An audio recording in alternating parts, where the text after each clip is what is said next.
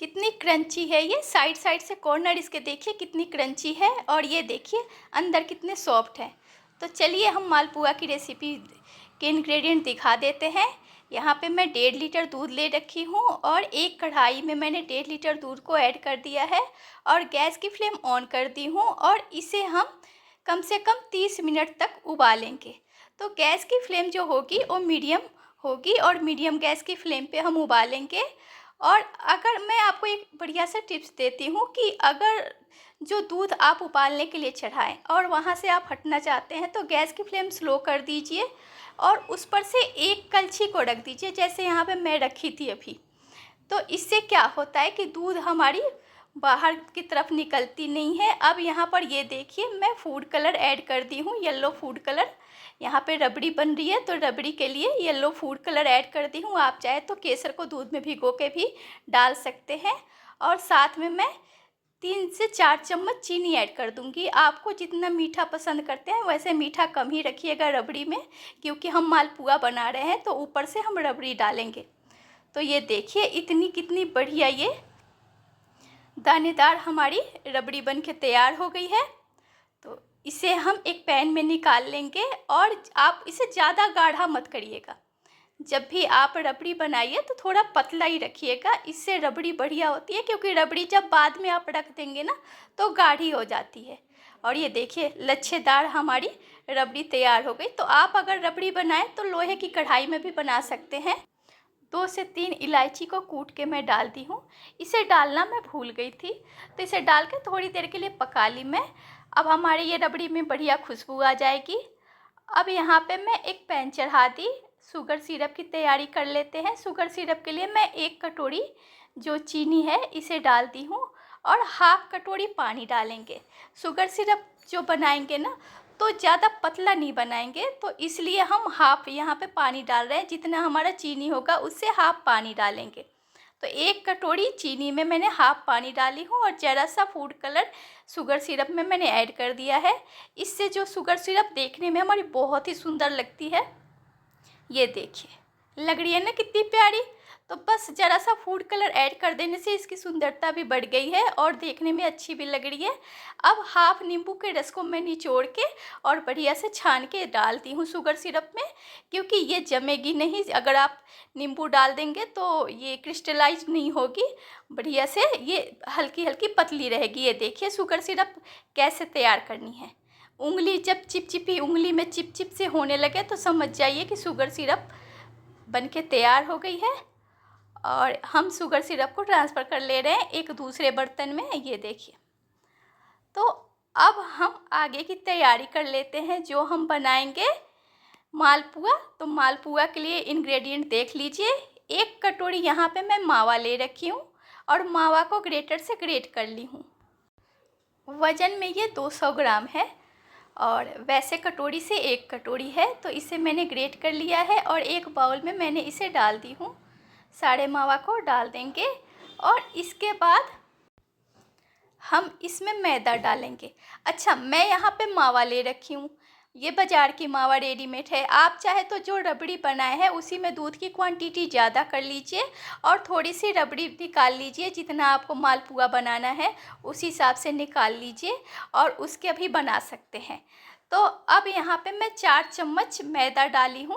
मैदे की क्वांटिटी कम होनी चाहिए और मावे की क्वांटिटी ज़्यादा होनी चाहिए।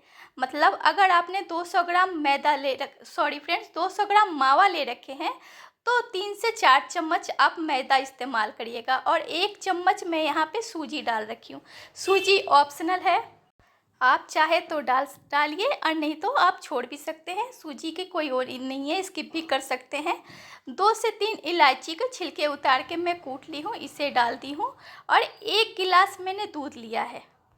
दूध जो है वो नॉर्मल टेम्परेचर पे है, तो इसे हम बढ़िया से फेंटेंगे और जितनी हमें दूध की आवश्यकता होगी उतना ही डालेंगे। अब मैं यहाँ पे दूध ऐड की हूँ, आप चाहे तो इसे पानी से भी घोल सकते हैं। जो ये बैटर बनाऊंगी मैं, तो इस बैटर को आप पानी से भी घोल सकते हैं या दूध से भी, ये आपके ऊपर है। तो इसे हम बढ़िया से मिलाएंगे, तब तक मिलाएंगे जब तक कि इसमें लम्स नहीं रहे। बढ़िया से इसे फेंटिएगा और धीरे धीरे दूध जो ले रखी हूँ मैं, इसे मैं मिलाते जाऊँगी। लगभग 1 गिलास दूध में से 3-4 चम्मच दूध कम लगेंगे इसमें। 1 गिलास दूध से 3-4 चम्मच दूध कम, पूरा गिलास का दूध इसमें लग जाएगा। तो आप जब दूध या पानी जो भी डालेंगे अपने बैटर के हिसाब से डालिएगा। ये नहीं कि आप 1 गिलास दूध डाल देंगे, नहीं।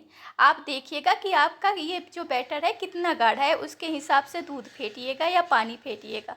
तो इसे बढ़िया से हम फेंटेंगे और तब तक फेंटेंगे जब तक कि इसके लम्स नहीं ख़त्म हो जाए। कम से कम 3 से 4 मिनट इसे मिलाइएगा। अब ये यहाँ पे ये जो हमारा, ये देखिए, इसमें अभी बाइंडिंग बढ़िया से नहीं आई है, तो इसके लिए 1 चम्मच और मैं मैदा ऐड की हूँ। मतलब कि 5 चम्मच हमारे मैदा लग गए, जो कि 50 ग्राम मैदा लगे हैं। तो अब इसे बढ़िया से मैं फेंट लेती हूँ। और जो ये हम मालपुआ बना रहे हैं ना, इसमें 1 चम्मच मैं चीनी डाल दे रही हूँ। इससे क्या होगा कि मालपुए का कलर जो है ना बढ़िया आएगा। इससे मिठास तो नहीं, लेकिन कलर बढ़िया आएगा।